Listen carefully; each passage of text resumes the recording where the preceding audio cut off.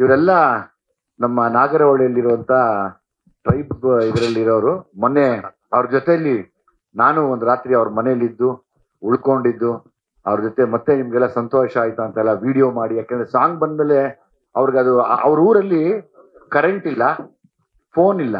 Phone ಬೇಕು ಅಂದ್ರೆ 10 ರೂಪಾಯಿ ದೂರ ಹೋಗಿ ಕೊಟ್ಟು ಬಂದ್ರೆ ಆ ಫೋನ್ ನ ಚಾರ್ಜ್ ಮಾಡಿದ್ರು ಆಮೇಲೆ ತರ್ಬೇಕು ಅವರು. ಸೊ ಹಂಗಾಗಿ ಅವ್ರಿಗೆ ಯಾವ ಸೌಲಭ್ಯನೂ ಇಲ್ಲ, ಟಿವಿ ಕೂಡ ಇಲ್ಲ ಅವ್ರ ಮನೆಯಲ್ಲಿ.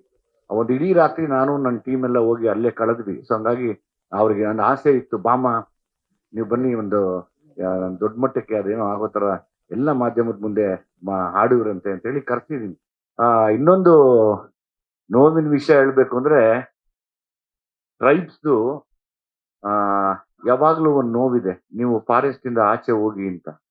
ಆದ್ರೆ ಫಾರೆಸ್ಟ್ ಅವ್ರದ್ದು ಯಾವಾಗ್ಲೂ ಅದನ್ನ ಆಚೆ ಹೋಗಕ್ಕೆ ಟ್ರೈ ಮಾಡ್ತಾ ಇದಾರೆ. ಆದ್ರೆ ಅವರು ನಮ್ ಜೀವ, ನಮ್ ಜೀವಮಾನ, ಈ ಮರ ಗಿಡ ಅಂತ ಇವತ್ತಿಗೂ ಅಳ್ತಾ ಇದ್ದಾರೆ, ಅದ್ರ ಬಗ್ಗೆ ಹೋರಾಡ್ತಾನೆ ಇದ್ದಾರೆ. ಅವರೆಲ್ಲ ಹೇಳ್ಕೋತಾರ, ಒಂದ್ಸತಿ ಬೇಜಾರಾಗ್ಬಿಡತ್ತೆ. ಹಾಗಾಗಿ ಸುಪ್ರೀಂ ಕೋರ್ಟ್ ಆರ್ಡರ್ ಕೂಡ ಆಗಿದೆ ಕೆಲವ್ರಿಗೆ ಅಲ್ಲೇ ಇರ್ಬೇಕು ಅಂತ. ಇವ್ರ ಸುತ್ತ ಹೆಂಗಿದೆ ಅಂದ್ರೆ ಮನೆಯಲ್ಲಿ ಇವ್ರಿಗೆ ಒಂದೊಂದ್ ಎಕರೆ ಜಾಗನೂ ಇಲ್ಲ, ಪುಟ್ಟ ಮನೆಗಳಿದೆ. ಪಕ್ಕದಲ್ಲೇ ಎನಿ ಟೈಮ್ ಹುಲಿನೂ ಬರ್ಬೋದು, ಎದುರುಗಡೆ ಆನೆನೂ ಬರ್ಬೋದು. ನಾವಿದ್ದಾಗಲೇ ಒಂದ್ಸರಿ ಆನೆ ಬಂದೋಯ್ತು. ಆ ತರ ತುಂಬಾ ಡೇಂಜರಸ್ ಜಾಗದಲ್ಲಿದ್ದಾರೆ. ಇವ್ರ ಕತೆ ಕೇಳಕ್ಕೆ ಬೇಜಾರಾಗತ್ತೆ ನಮ್ಗೆ.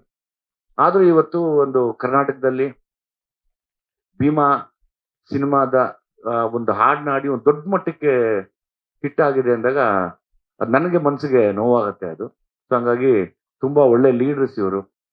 ಅಲ್ಲಿ ಟ್ರೈಬಲ್ ಜನಕ್ಕೋಸ್ಕರನೇ ಓಡಾಡ್ಕೊಂಡು ಇವತ್ತವರೆಗೂ ಹೋರಾಟ ಮಾಡ್ಕೊಂಡು ನಮ್ಮ ಹಕ್ಕು ನಮಗ್ ಕೊಡಿ ಅಂತ ಕೇಳ್ತಿದ್ದಾರೆ. ಬಹುಶಃ ನೋಡೋಣ ಮುಂದಿನ ದಿನಗಳಲ್ಲಾದ್ರೆ ನಮ್ಮ ಮಹೇಶ್ ಕೂಡ ಡೈರೆಕ್ಷನ್ ಮಾಡುವಂತ ಆಸೆ ಇದೆ. ಆಗ ಅದರೆಲ್ಲ ಪಾಯಿಂಟ್ಸ್ ಸೇರಿಸಿ ಮಾಡೋಣ ಅನ್ನೋ ಒಂದು ಆಸೆ ಕೂಡ ಬಂದಿದೆ ನನಗೆ. ನೋಡೋಣ, ದೇವ್ರ ದಯೆ ಆಗ್ಲಿ.